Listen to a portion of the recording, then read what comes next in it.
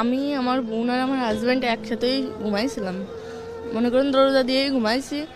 ওই সিঁড়ির একটু আগে ও ফ্লোরের পরে পড়েছিল, তারপরে ওরে উঠেছি, দরজা দিছি, বাথরুমে গেছি, দরজা দিয়ে ওরে উঠেছি। উঠোনের পর ও একটু কথা করছিল আপা আমার অনেক কষ্ট হচ্ছে আর অনেক কুদতেছে। আমি ভাবছি তো ফ্লোরের পর অনেকক্ষণ পড়েছিল, ও তো খেয়াল করিনি। তা ফ্লোরের পর পড়েছিল এর জন্য মানে ওর অনেক ঠান্ডা লাগছে, তাই আমি বলছি তুই ঘুমাই পড়। তারপরে সকালে যে সময় ওর কইছে যে আমার সাথে আমার তাও এরম করছে। আমার হাজব্যান্ডও ছিল, মানে ও করছে যে আমার ভাইও ছিল, ভাই দেখছে, মাও দেখছে, কিন্তু কিছু কইনি। তা আমি করছি, তারপরে আমি করছি আমার হাজব্যান্ডের ডাক দিয়ে কইছি যে হচ্ছে আমি কি মাগের কাছে সব কবো, এর আগেও আব্বু এরম করছে আমার সাথে। করছে কি আমারে ধরে অনেক মারছে, আর মারে ওই ঘরের ভিতরে আটকাই থুইছিল। ঘরের ভিতরে আটকাই ধোয়ার পর মনে করেন দিনই বেলা সকালে হয়ে গেছে, তখন তো অনেক লোকজন আসে, একজন একজনের বাড়ি আসে। তারপরে সকালে হওয়ার সাথে সাথে ঘর খুলে দিচ্ছে, আর আমারে কইছে যাতে কিছু না কই।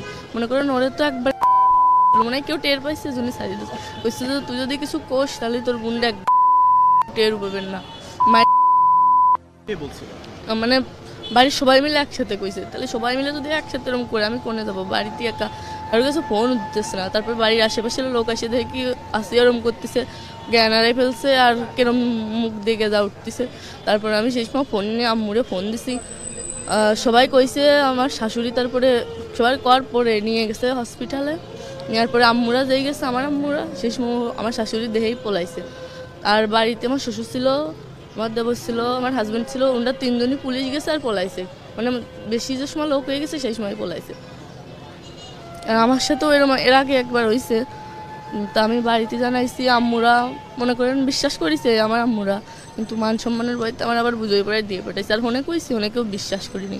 আমার হাজব্যান্ডে কলেই আমি যদি কই যে আব্বু আমার সাথে এরকম করে, তাহলে আমার ধরে খালি মারে, কয় কি তোরে মার মানে আমার বোন যদি সেদিন আমার সাথে না থাকতো, মনে করেন সেদিন আমার সাথে ওরকম কিছু হতো।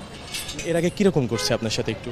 মনে করেন আমি বাথরুমে আইছি, আব্বু আমার মানে আমার শ্বশুর আমাদের পিছন থেকে জড়াই ধরছে, মানে ও কিছু করতে চাইছিল, কিন্তু মানে মনে করেন সেই সময় বেশি রাত না, রাস্তাতে লোক যাচ্ছিল, এর জন্য কিছু করিনি। মানে আমার হাজব্যান্ড তো সব জানে, ওই দরজা খুলে দিচ্ছে।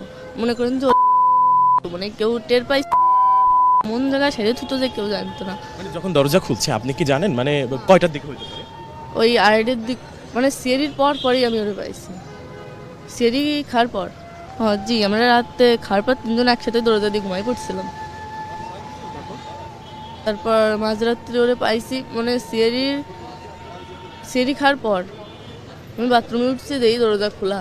তারপরে ও করছিল যে আপা আমার অনেক কষ্ট হচ্ছে। আমি ভাবছি ফ্লোরের পর পড়ে রয়েছে, এর জন্য ওর ওরম লাগতেছে। বলছি তুই ঘুমাই পড়। সকালেও করছে আমার সাথে, তাও এরম করছে।